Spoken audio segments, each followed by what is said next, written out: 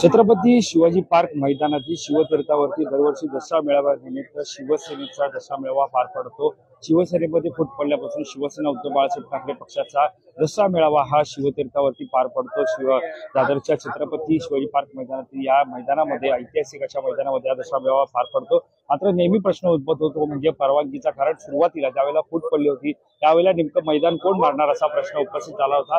मात्र यंदाच्या दसरा मेळाव्याला परवानगी नेमकी मिळाली आहे की नाही या संदर्भातली थेट माहिती आपण स्थानिक आमदार आपल्यासोबत महेश सावंत यांच्याशी आपण बातचीत करणार आहोत। महेशजी, दसरा मेळावा आता साधारणतः पार पडणार आहे। दसरा मेळाव्याच्या परवानगीचा मुद्दा नेहमी उपस्थित होताना पाहायला मिळतो। परवानगी मिळालेली आहे का?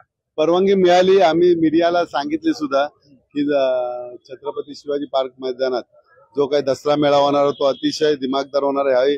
परमिशनला कुठलीच अडचण आली नाही, कारण आम्ही रितसर तो अर्ज केलेला होता, रितसर त्यांनी परवानगी दिली। साधारणतः या दसरा मेळाव्याला सर्वांचं लक्ष लागलेलं आहे, ते म्हणजे आज जी बैठक झाली आहे त्यानुसार दोन ठाकरे बंधू एकत्र येणार का?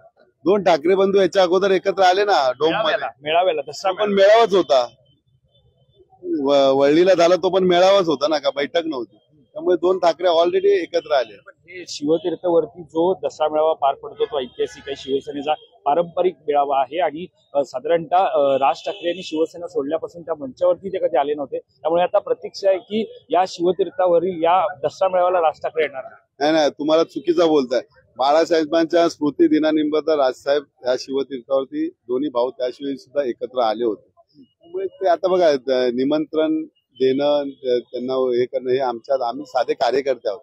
जो साहेब आदेश देतील त्याप्रमाणे व्यासपीठावर बसणाऱ्यांचा आम्ही विभागाच्या वतीने आम्ही त्यांचं स्वागत करणार। जे कोण मान्यवर मंडळी असतील त्या सगळ्यांचं स्वागत करणार। शेवटचा प्रश्न, साधारणतः 2.25 तास जी बैठक झाली त्याच्यामध्ये माहिती अशी समोर येते ती म्हणजे कुठेतरी आगामी काळातील ज्या निवडणुका त्या पार्श्वभूमीवरती वाटाघाटीचा सुद्धा मुद्दा चर्चेला आलाय।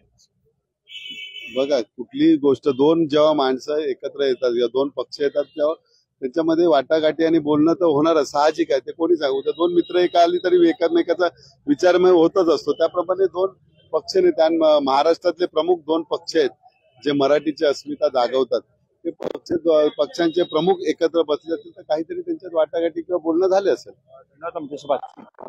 तर आपण पाहतो शिवतीर्थावरील या दसरा मेळाव्याला निश्चितच परवानगी जी ती मिळालेली आहे। त्यामुळे आता प्रतीक्षा ती म्हणजे उद्धव ठाकरे यांच्यासोबत या दसरा मेळाव्याला राज ठाकरे या मेळाव्याला उपस्थित राहणार का? मुळामध्ये राज ठाकरे उपस्थित राहून दसरा मेळाव्यानिमित्त ते उपस्थितांना संबोधित करणार का? त्यामुळे आता प्रतीक्षा ती म्हणजे दसरा मेळाव्या निमित्त दोन ठाकरे बंधू पुन्हा एकदा एका मंचावरती येतात का हे पाहणं महत्वाचं ठरणार आहे।